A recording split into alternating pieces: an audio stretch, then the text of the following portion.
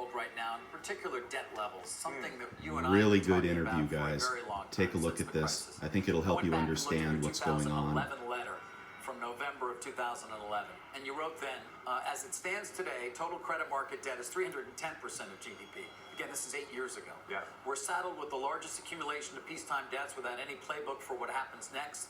Given the enormity of the debt burdens of Portugal, Ireland, Iceland, Greece, Spain, and others, and at some point the U.S., you said lending schemes designed to lend more into an intractable debt problem are destined to fail miserably. There's no savior large enough with a magical pool of capital to stave off this unfortunate conclusion to the global debt supercycle. We think hard defaults are imminent. It's 8 years later. Yeah. We got negative interest rates. Nobody talks about hard defaults. Yeah. Were you wrong? Absolutely. I think. Wait, absolutely you were wrong or not? I was wrong. Yeah. Absolutely.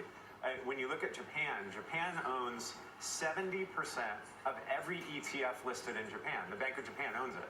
The Bank of Japan has monetized 115% of Japanese debt. So what'd you get wrong here? All the central banks of the world will never let a hard default happen. They will keep printing.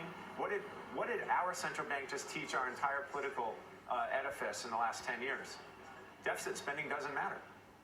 And so what's the unintended consequence of central bank balance sheet expansion? So Olli Rehn was in Dallas yesterday at the Dallas Fed. I'm 95% sure you're going to see the Europeans restart QE at the next meeting. This is insane. The Japanese are going to keep going. The Chinese print money like it's a national pastime today. Europe's going to restart QE. They're probably going to have to change the capital key. So you're going to see Greece, Portugal, and Spanish. We have a president who's pushing for a 100 basis point decline overall from our rates. Our rates are going to go to zero whether Trump gets it all in one move or not. You think so? Yeah. Why? Because we're the only country that has an integer in front of our bond yields. We have 90% of the world's investment grade debt. We actually have a rule of law and we have a decent economy. All the money is going to come here. All the money in the world is coming here. So dollar new high continues that pace. The dollar is going to continue to rip. Then why doesn't the administration understand that the dollar is driven by more than just rates? They do. Think about this. Think about the moment that we started seeing yield curve inversion. What was the first thing we saw? We started talking about issuing a century bond. That was our political edifice saying we'd like to see some steepness in the yield curve. We're going to issue a huge amount of 100-year debt to try to find some steepness in the yield curve. The whole yield curve is just going to collapse. Are you in the recession camp for the US? Look, I believe we're going to see it. Look, if Europe's printing negative PMIs, China's growing at the slowest rate it's grown at in 35 years, the U.S. can't magically grow its way through that. So I'm saying that we're going to have a shallow recession, potentially in 2020. So back to this larger idea, and again, we got to wrap up, of that you don't add debt to solve a debt crisis. I guess maybe you do. You do. And do you stay in negative rates then? I mean, how do you get out of negative interest rates? I think the crisis that this central banking cabal is going to have to deal with. We always talk about the wealth disparity.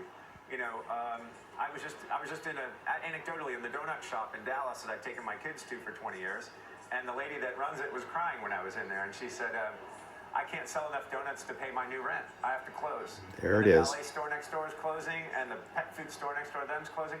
So the price of everything's gone up. Think about the price of all housing, all rent, everything except technological deflation has hit us in our worlds. And think about the middle class. They can't afford anything. That's right. So the negative consequences, the unintended consequences of central bank printing are it makes the rich even richer, and it makes the middle class stay right where they are, and makes the poor, they stay poor.